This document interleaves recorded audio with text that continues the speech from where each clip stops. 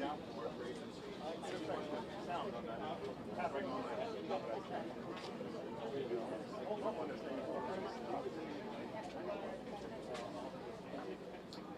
everyone, thank you for joining us again. We're going to start the press conference shortly. Remember, please hold your questions to the end and we'll be addressing everyone. Bring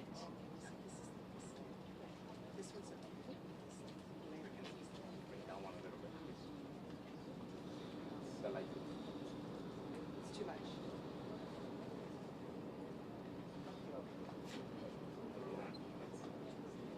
No, you go turn it down. Turn it. Or either way up.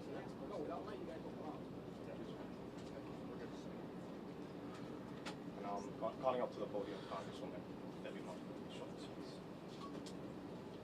Thank you so much. I'm Debbie Wasserman Schultz. I represent Florida's 23rd Congressional District, which includes Surfside. And this morning, I've had an opportunity not only to participate in Mayor Levine Cava's briefing, intergovernmental briefing, but to sit down and talk with our national experts from NIST, which is the similar agency that reviews and comes in to decide whether a full investigation will be necessary for structural damage, building collapses. They were investigators in 9/11. They were investigators in a number of structural incidents around the country and are the best of the best when it comes to making sure that they do a complete and thorough overview. They're in a preliminary investigation right now to determine whether or not they open a full investigation. I mean, I'm not an expert, but I would expect that it is natural that they would decide to do that. And their role is to very forensically review, as the process of going on debris, to do that, to make sure that even with the Army Corps of Engineers that is embedded in their team, to take a look at some of the issues that have arisen anecdotally, but the issues like the questions around the structural damage to the pool, that area that has been mentioned, and other different points of weakness. They will look through that preliminary investigation and determine whether they open a full investigation, and that is triggered when they get a sense of, after their preliminary review, of whether or not any decisions and fact-finding that they engage in as a result of that investigation can have longer-term implications and recommendations for how we change federal oversight, federal law related to building construction and the kind of code enforcement decisions that will have to be made on the ground.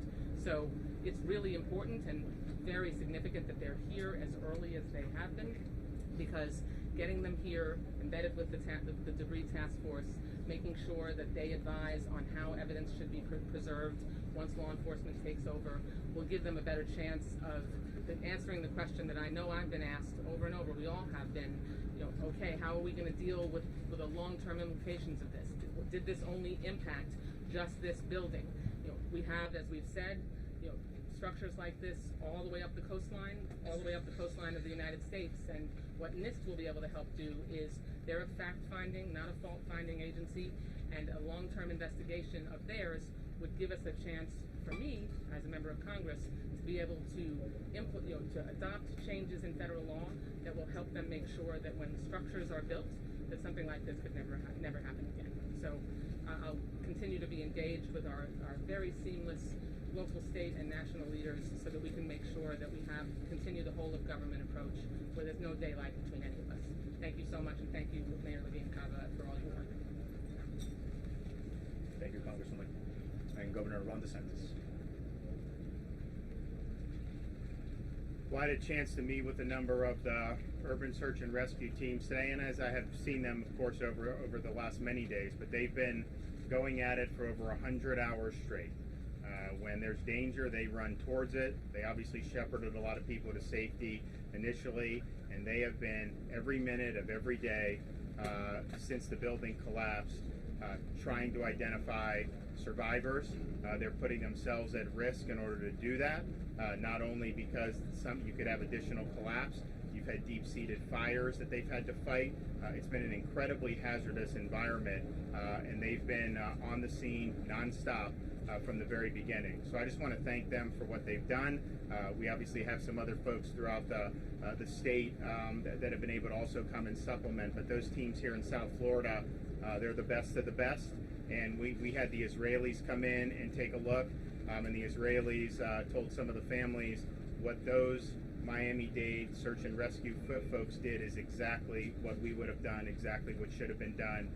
And so I think it's a testament, our best in the country here in South Florida, some of the best in the world. Obviously, Israel coming over, they deserve a lot of credit for putting themselves out there. And obviously, the search continues, and it will not stop until there's a resolution. So thank you for that.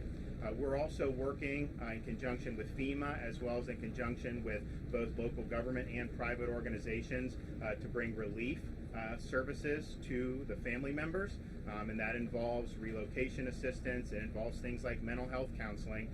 We have folks, we've beefed that up here on the ground, and what we want to do is working with FEMA, identify all the families, get them registered face-to-face, which FEMA is doing and is doing a good job of, and be able to provide these services. I have the head of Volunteer Florida is on the ground to help coordinate with all the great volunteer organizations. The outpouring with the charitable donations has been incredible, millions of dollars, and I think there's going to be millions of more. So it's a testament to this community here in Surfside, as well as the greater Miami-Dade area, and as well as Florida and the United States, because people from all across the country have been involved in that. So those recovery efforts from the family of helping them get back on their feet, helping them cope with trauma, that's going to be ongoing. And this is something that's going to require community involvement, local government, state government, and FEMA for a while, and we're in that for the long haul. The final thing is, of course, rescue number one, care for the people that have been displaced number two, but we do obviously need to identify why this happened. I was able to meet with the NIST folks today, and they were created after 9/11. They've done a handful of really thorough investigations since their creation. 9/11, they did Joplin, Missouri, from the tornadoes. They're doing Hurricane Maria in Puerto Rico. They did a Rhode Island nightclub fire that happened almost 20 years ago. And so they've never done just a straight building collapse that wasn't involved with either hazards or terrorism. And so this is going to be something that's important. It is something that's going to be very thorough, and it is something that is not going to happen in a day or two. This is going to take a long time. That's the time horizon they work on, and I understand that. What I've told Mayor Burkett in Surfside, as well as Mayor Cava, because Surfside has retained people to look in, and then obviously Miami-Dade with the state attorney, they're doing an investigation. I think those investigations may be able to provide us with some information maybe a little sooner than an NIST, and I think that's important because if there are things that need to be done at the state level, we obviously would want to get information as soon as possible. And so we've pledged at the state, if they need support from engineers, from experts, whatever we need, whether it's Surfside, Miami-Dade, we're here to help. I think the people of Florida want to understand how could this happen, and then what could we do to make sure it doesn't happen again. And so we'll be working on that for the long term. But in the interim, thank you for everybody who's going through that rubble. Thank you for being on the front lines for us. Your work is very, very important, and it's been very, very selfless. Thank you, Governor. And now Lieutenant Governor Janet Nunes. Thank you. Good morning. I'll reiterate what the governor said in Spanish. Queremos agradecerle a los grupos, a los equipos de búsqueda y rescate que siguen continuando en su proceso. Estamos muy agradecidos desde el punto de vista del Estado en todos los esfuerzos que ellos han hecho en estas últimas horas, estos últimos días. Es un momento muy difícil para nuestra comunidad, para la familia, las amistades, para todos aquí. Y de verdad le agradecemos todo el esfuerzo, la energía con que ellos están tratando de buscar sobrevivientes.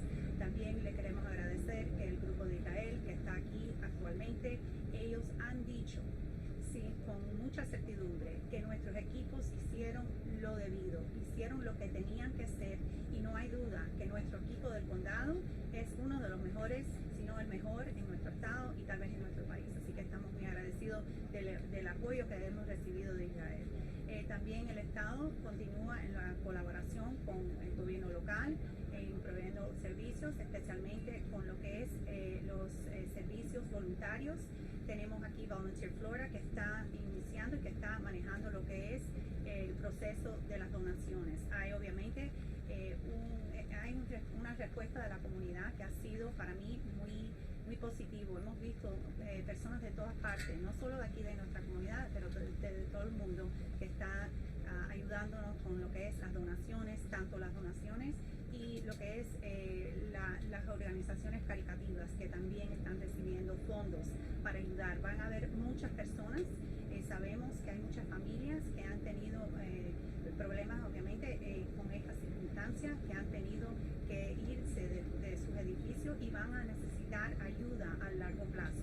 Y también quiero reiterar que el gobernador tuvo la oportunidad de reunirse con NIST. Eso es el Instituto Nacional de Estándares y Tecnología, que tiene el cargo sobre lo que es los edificios o circunstancias cuando hay un colapso tal como hemos visto aquí. Nunca en la historia han tenido que lidiar con un colapso tal como este. Han lidiado obviamente con el 9/11 en actos de terrorismo y también en otras circunstancias. Eso va a ser algo de largo plazo. Eso va a tomar años tal vez en recibir el reporte. Pero sí también quiero asegurar que estamos de nuevo coordinando y colaborando con el gobierno local para lo que es las investigaciones actual. Surfside, el condado, vamos a seguir iniciando ese proceso para proveerles respuestas a los familiares que tanto necesitan una respuesta. De nuevo le agradecemos a nuestros grupos, a todo el que esté aquí. Estamos unidos en el dolor de esta comunidad, de los familiares, y que Dios bendiga a todos los que están trabajando día tras día, sacrificando. Muchas gracias.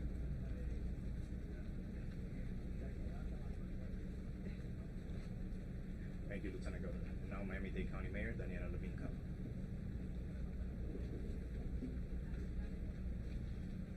Here we are, day 5, and the search and rescue work continued throughout the night. 24/7, the tireless work of our first responders. These are truly the men and women who have dedicated their lives to saving lives, and this is what they live for, to save lives.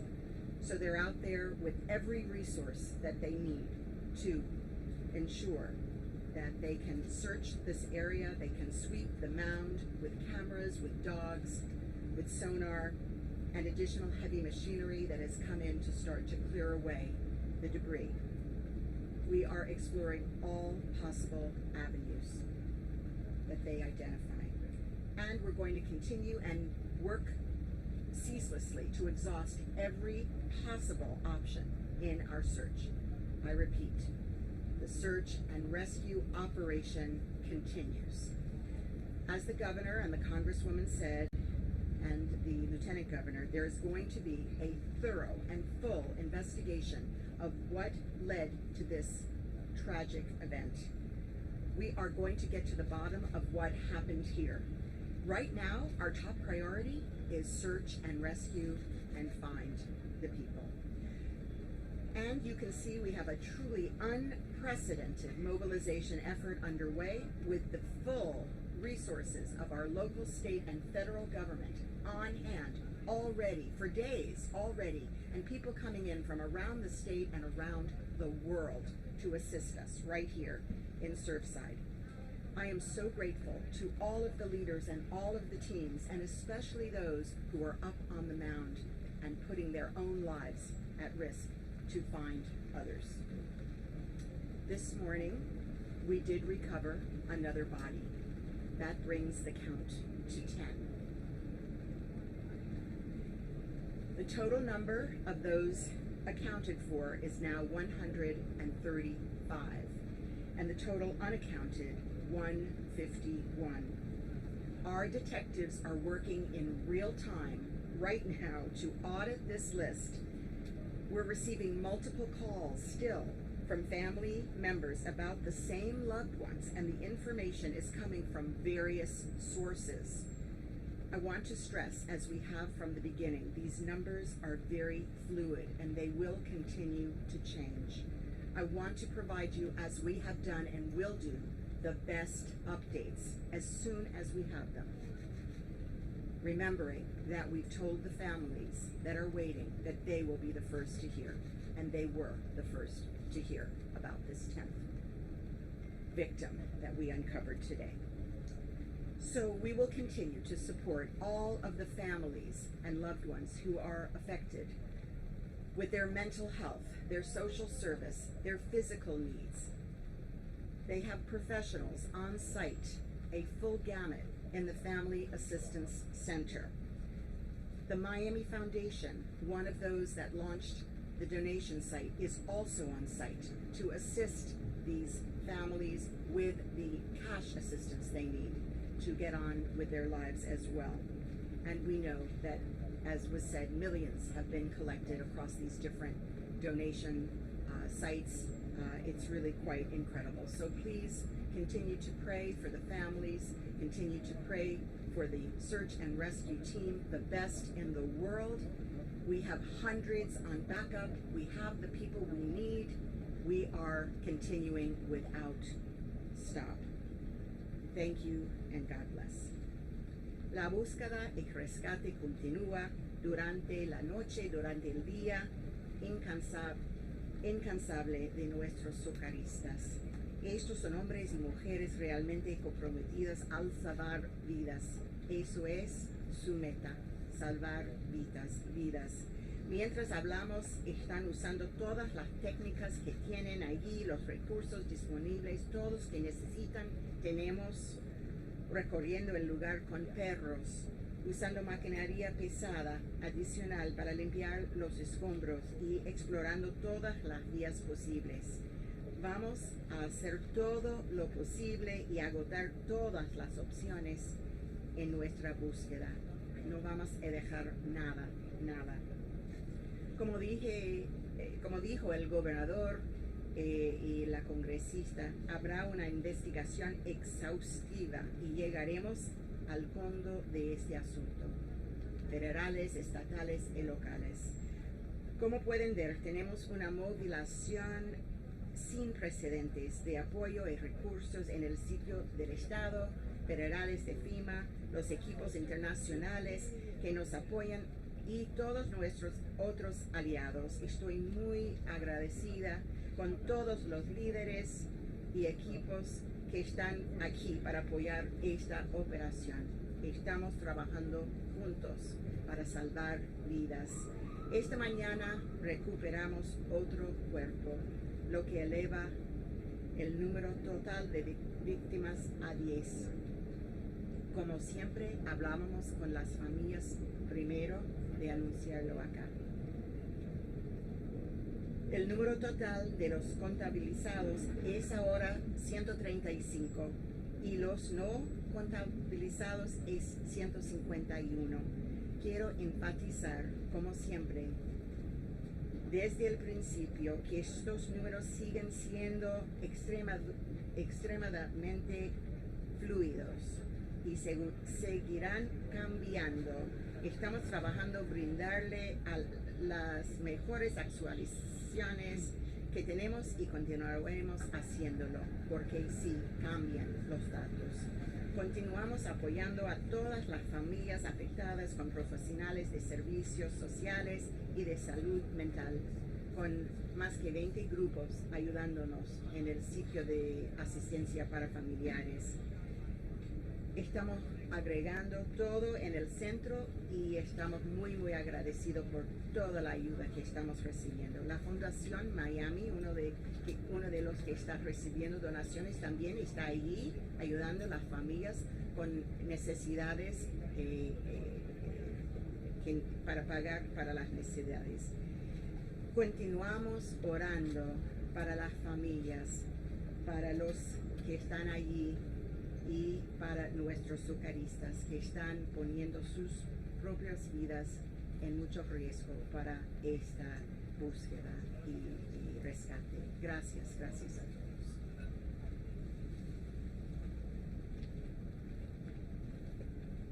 Thank you, Madam Mayor. And now Chief Financial Officer and Fire Marshal, Jimmy Patrones.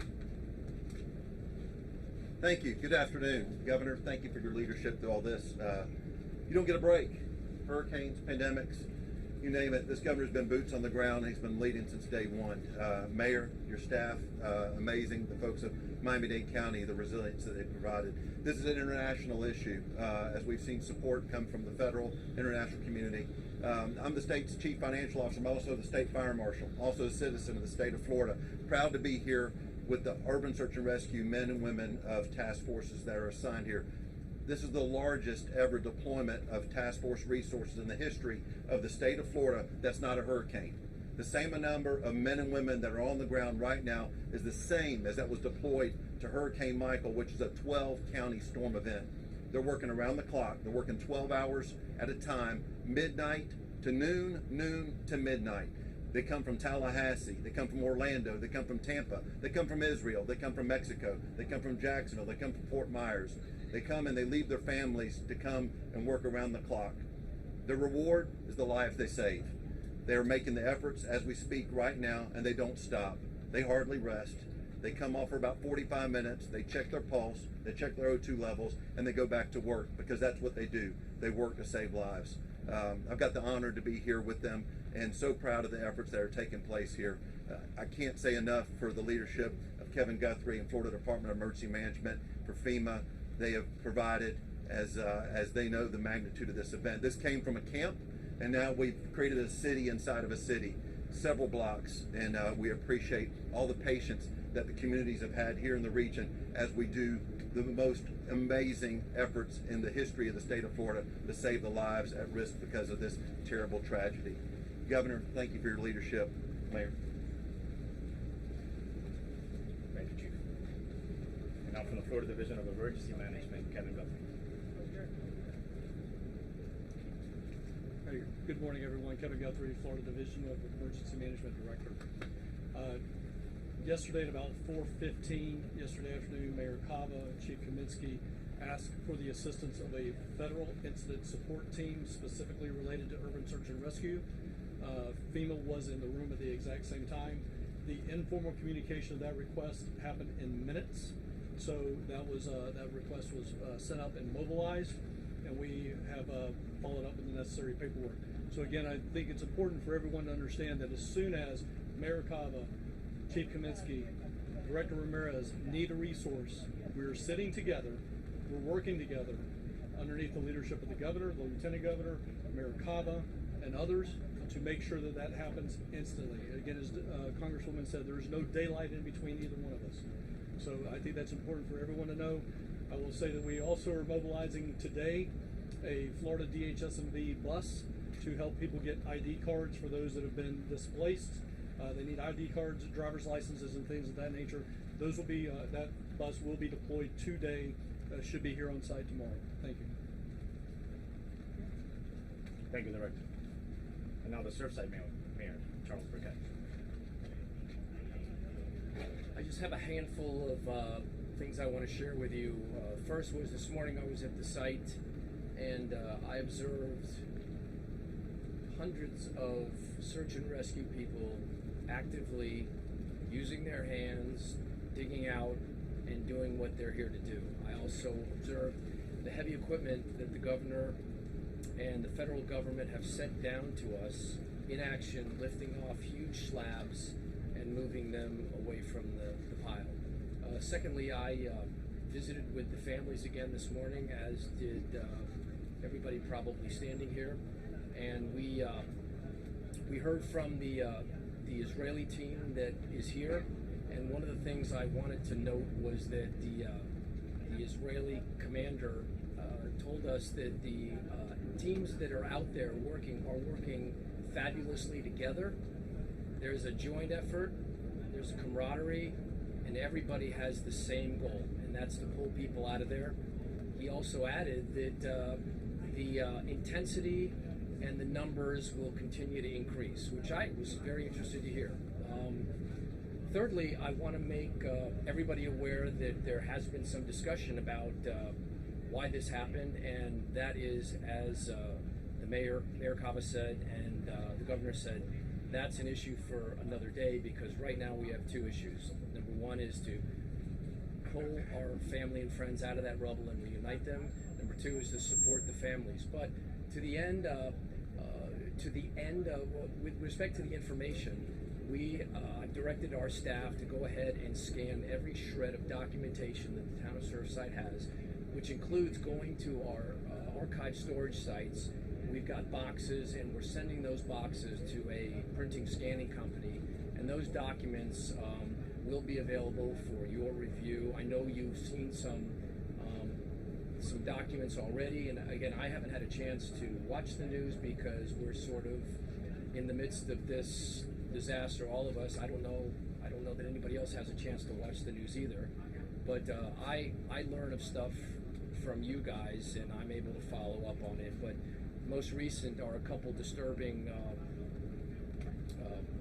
comments that I saw regarding board minutes at the Champlain South Towers with respect to some of our officials in town. But be that as it may, we will get to the bottom of it.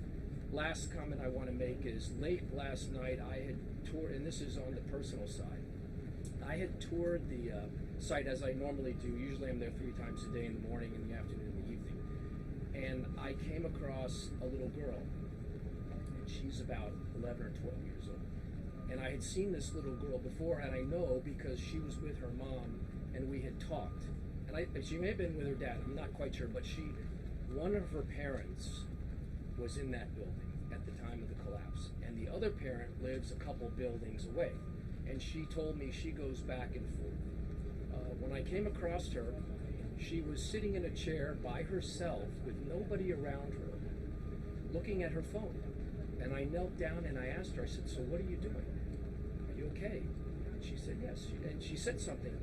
And what she was telling me, it was a Jewish prayer, but she was reading a Jewish prayer to herself, sitting at the site by where one of her parents presumably is. And that really brought it home to me. And she wasn't crying, she was just lost. She didn't know what to do, what to say, who to talk to. And I was looking for her this morning at that family meeting, and I didn't see her, but I am going to find her. I'm going to tell her that we're all here for her, and we're going to do the best we can to bring out that parent. So, anyway, it's horrific. This is disturbing, but that is just a tiny, tiny example of the impact that this collapse has had on our community. Thank you. Thank you, Mayor. Now, MiamiDade Commissioner Chairman Jose Benavides.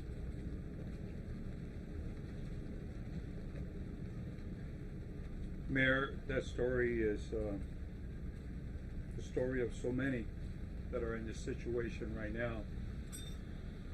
The families we met with, the mayor and I, this morning, the pain in their face, their expressions, it's not unlike anything I've seen before. It is very difficult to know that your loved one could still be alive and have the hope to believe that, and at the same time just sit there and wait for that information to get to you. That's got to be one of the most difficult things that anybody could endure. And these people are doing it now, as the governor said, 100 hours since this took place. But the hope is there because the very best team in the world started early because they are part of this community, SAR 1. And many have come, as the CFO stated, to come and help. Many more still could come as needed. So this community is blessed. These people are blessed that we have the kind of people that know what they're doing. They're the very best at what they do, and they're doing it non-stop. Rain, whatever comes in the way, they don't stop and they'll continue. So it is about them. That is who this is about. And we pray for them. We're constantly having hope, and we're begging God for that hope for them. And that, ladies and gentlemen, is what my colleagues and I have been doing here, making sure that whatever is needed on my behalf is done so. Our mission doesn't not here right now, it's just helping. But it will come later when we have to deal with the problems of how this happened and how we can make sure that this never happens again. And that is where we're at this point. Quiero repetir que lo que dijo el alcalde de Surfside, la historia que dio de la niña, es la historia que estamos oyendo de muchas personas en esta comunidad que están sufriendo en estos momentos, sufriendo de una forma muy difícil. Estábamos la alcaldesa y yo y otros más, mis colegas, con ellos hoy por la mañana, y la cara que tienen y la forma que están es muy difícil decirle nada, porque es muy difícil sufrir lo que ellos están sufriendo. Pero estamos con ellos y estamos al lado de ellos. Y hemos estado en una forma que, gracias a Dios, hace 100 horas cuando empezó esto, ellos tuvieron el mejor equipo posible para hacer este trabajo, estaba aquí haciéndolo. Y no han parado en esas 100 horas. Y hay más de 360 y pico personas trabajando ahí, haciendo todo lo que sé, y lo están haciendo lo mejor posible. Lo mejor que podemos ofrecer nosotros es pedirle a Dios que se encuentren las personas más antes posible, que puedan encontrarlos y darle esa esperanza tan necesaria a estas personas que la necesitan, a esa familia. Porque esto es de ellos. Esto es en ayudarlo a ellos y también a aquellos que están trabajando, poniendo su vida en la línea en todo momento, que la pueden perder si le cae la cumbre arriba, trabajando para buscar a los sobrevivientes. Mis colegas y yo estamos aquí apoyando y ayudando en todo momento en que podemos ayudar. Pero nuestro trabajo empieza después, cuando llegue el momento de hacer todo lo que es las leyes y mirar esos hechos de por qué esto sucedió. Y a la vez que esto sabemos qué es lo que sucedió, entonces vamos a hacer las cosas apropiadas, las leyes apropiadas, conjunto con el Estado y con todos los compañeros que tenemos, porque todos los gobiernos, todos estamos trabajando juntos en esta desgracia que ha tomado puesto en nuestra comunidad. Muchísimas gracias. Thank you, Chairman. And now Miami-Dade Fire Chief Alan Kaminsky.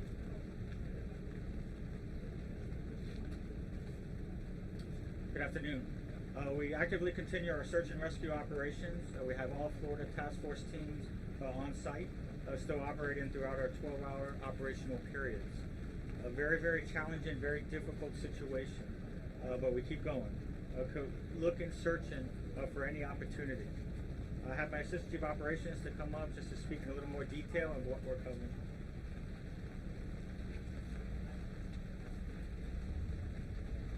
Thank you, Chief. All right, so just a recap from yesterday versus today and what we're looking for later on today. So as the operations continue, we had personnel utilizing bucket brigades, including the heavy machinery, to start removing some of the debris. This afternoon, we'll be switching positions as a result that most of the individuals have come up upon larger concrete areas that now require heavy machinery. During that process of the delayering, we did find the 10th victim, as the Honorable Mayor had mentioned. That person was processed and removed from the pile, and operations continued. Again, the operations continue in the search and rescue mode. There's a misunderstanding in regarding that everyone believes that the search and rescue operation should cease after a specific time, and that's far from the truth. In the end, there's numerous variables and facts. It's not based on opinions. It's not based on time. It's not based on, a specific area you just happen to see on TV that went down. It's based on variables and facts. In conjunction with that, we have to consider all options. Then, and only then, we take all that information and we make a collective decision. But it's not going to be from an office. It's not going to be from a television. It's not going to be from an individual that's down the street. It's going to be made collectively with the incident commander and from there on forward. Thank you.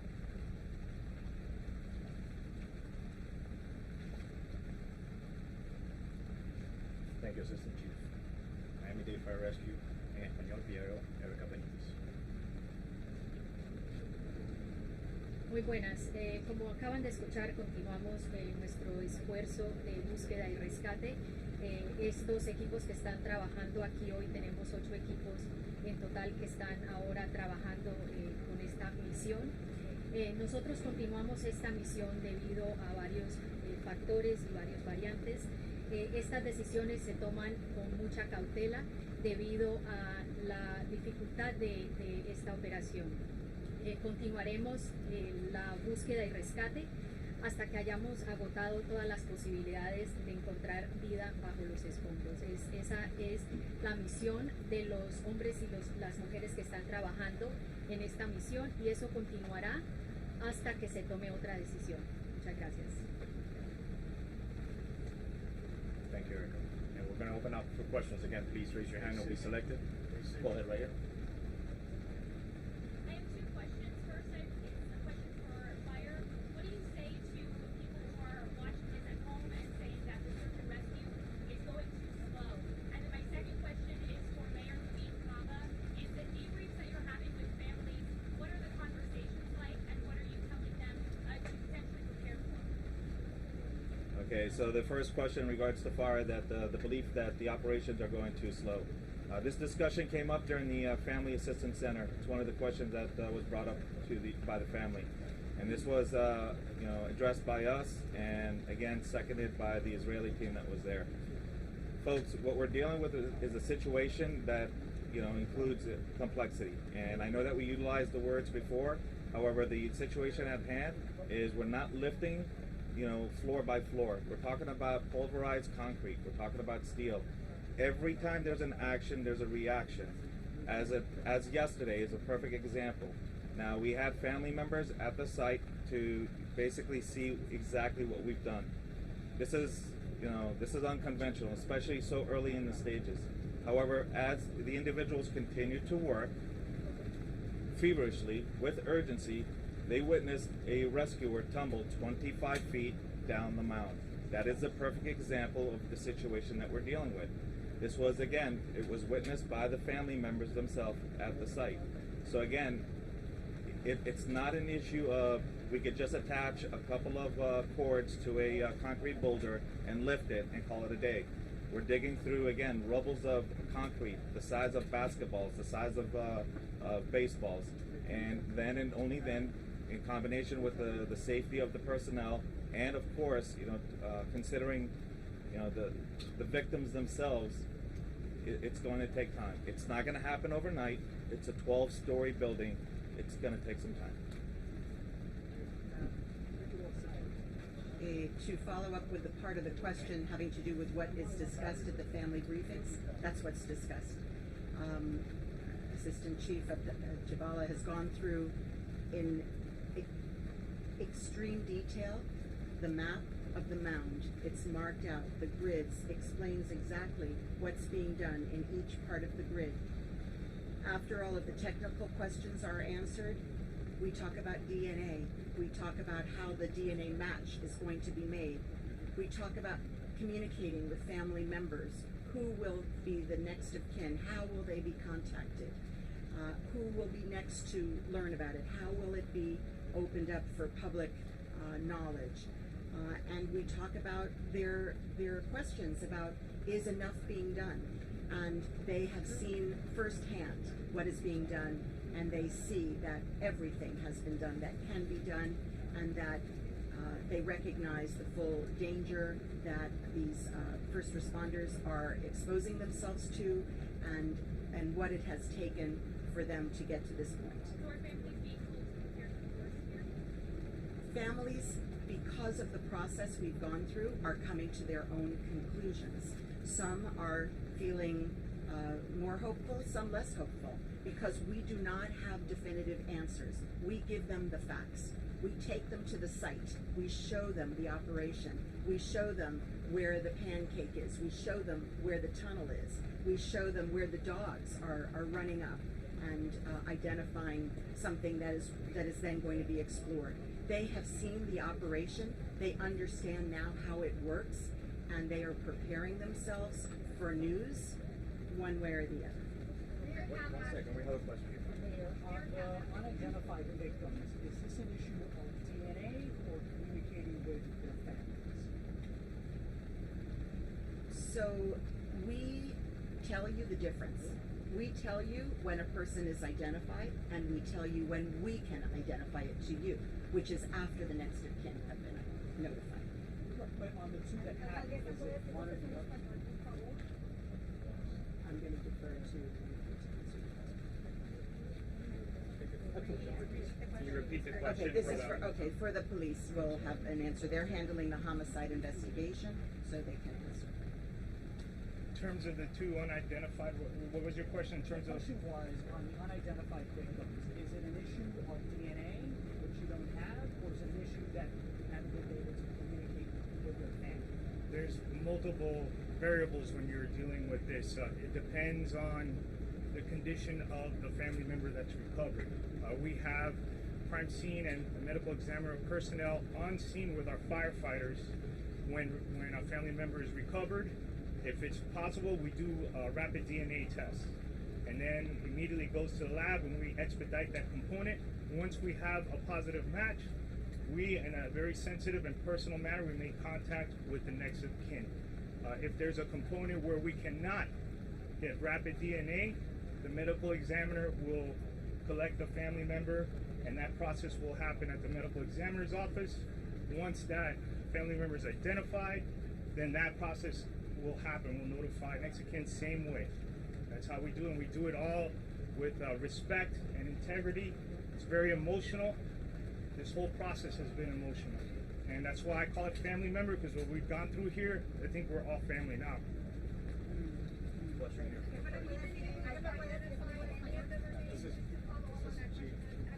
Talk about some of the facts and variables you're gathering. Sure. Maybe providing hope. One moment, let me just answer. What was that, ma'am? Once we make, that's why you see when we say we have lost 10 and there's 9 identified, that's because that process is going on. You know, when it comes to the part that it is a family member that we're unable to identify at that moment, the medical examiner will assist in that with that process. And that'll come along, and obviously that will affect the numbers as we move along. That's why all these numbers that we're giving are right now subject to change. We're dealing with a very terrible situation here. That's why we have to be always keep mindful of our family members that are listening and watching right now. Sir? Yes, I'm sorry. I'll reiterate. Okay, so fire chief. All right. If you could just please talk about some of the facts and variables you're gathering that may be providing you some hope. All right, so in regards to some of the facts and variables that the operations and every operational period that we hit up on, as we continue to delayer, just as we mentioned to the families at the Family Assistance Center, we have what we utilize is called sonar. It's listening devices. Okay. In addition to that, some of the facts that we have, or some of the variables, are the sizes of the void spaces. There's certain areas that we have not gotten to, but we've been able to place cameras that seem to have large enough spaces, voids, that occupants may still be in there. Again, it's in regards to the actual spaces. Not to say that we've seen anybody down there, but we haven't gotten to the very bottom. In regards to the sound, so that there's no misunderstanding. It's not sounds of people talking or yelling out. As I've mentioned to the families, it could be a tap, it could be a scratch. It may be nothing more than some of the metal that's contorting. But at the end, as I've said before, all variables, all facts have to be made before we make a decision to move to the next phase. And I can tell you that it's not based on one little section because it was completely destroyed. I have to look at the entire pile as 100%, confirmed in regards that we need to go to the next phase. And again, I got to reassure, re-mention the fact that we're just not there yet. We're just not there yet. Now that we have some semblance of a DNA database for victims, what's the timeline from recovering someone to identifying them to notifying the family? What timeline are you looking at from recovery to what we This is what's so amazing, the work that's being done not only by our fire personnel, but our homicide detective, our crime scene personnel, and our medical examiner, our rabbis who are there also on the scene that are helping us. When we are able to collect, it's called rapid DNA. When we have a family member where they are eligible to go through the rapid DNA process, the moment that sample is taken, that detective, that analyst will run directly to the Family Unification Center where it's entered into a system so we can have the match with the standards that we took from family members. Then there's a second protocol at the lab. It's verified because we cannot have a partial. It has to be 100% because we cannot re-victimize our family members and give them wrong information. Typically what we've been seeing has been within a day when we're able to get the rapid DNA component. When the DNA has to be done from the medical examiner, they do it as fast as they can, and then that notification is made. But that's pretty much how the process is, and we do it as fast as we can and as accurate and correctly as we can. Final question here. Alcaldesa, buenos días. En español, please. Alcaldesa, usted en su momento describió lo que pudieron ver esos familiares ayer en el sitio, porque obviamente para ellos visualizar el trabajo era diferente a lo que veían en los noticieros. ¿Puede escribirnos en español qué vieron ellos ayer del trabajo minucioso que se está haciendo adentro, por favor? Sí, las familias que están visitando el sitio se ven exactamente la basura que existe, pueden más o menos identificar dónde estaban en la vivienda de sus amados y se ven los socorristas haciendo su trabajo.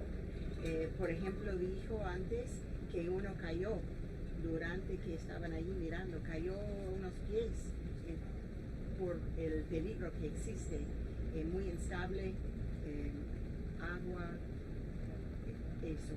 Vieron los perros, vieron las cámaras, el túnel que hicieron. Entonces eso fue algo muy muy importante, muy catártico, algo que lo ayudaba mucho en pensar, pensar en sus amados, pensar de dónde eran, y tal vez si ellos no sobreviven, imaginar ellos allí para la última vez. Esto ayudó quizás a que estén un poco más de confort de saber que el trabajo sí se está haciendo, porque había muchas quejas de los familiares que nos escuchábamos decir. Ellos estaban muy contentos de tener esa oportunidad hasta que nos agradecimos para la oportunidad de ir y que ellos ya ahora entienden lo que está pasando y tienen el confort de saber que todo que podemos hacer está hecho. And final question.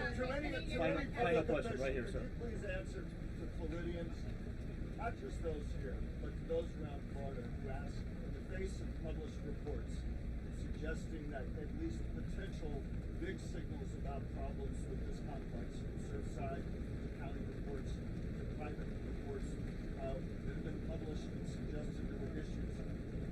How can people have confidence in the process going forward, given what at least initially appears may have been the signals about problems? Let me say from the county's perspective, the buildings that are under our jurisdiction are being reviewed. We have on site, we're going through every building that has been reviewed to make sure that every problem that's been identified is pursued. I feel confident that it has been. We have a very, very rigorous building department, and we stand ready to assist our cities, just like is happening in Surfside, to do that deep dive, and not only that, but immediately to make any changes that we can to make this process more robust in the future. Is that it? Did that answer your question? Well, Surfside, I told you. Yeah, well, no, I didn't, and that's why, because I'm here sort of in the news rather than watching it. But the bottom line is, my commitment is we're going to take everything we have, boxes digitally, get it scanned, and get it up on the website. It is what it is. And we're going to let you guys sort of review it, and we'll address it as it comes. But like I said, I think all of us agree that the number one priority today is to rescue people out of that rubble. Number two is to support the families, and then we'll get to that. But just know that that is in the works, and we will be 100% transparent. Good job. And for Creole translation, Ivan Morisot.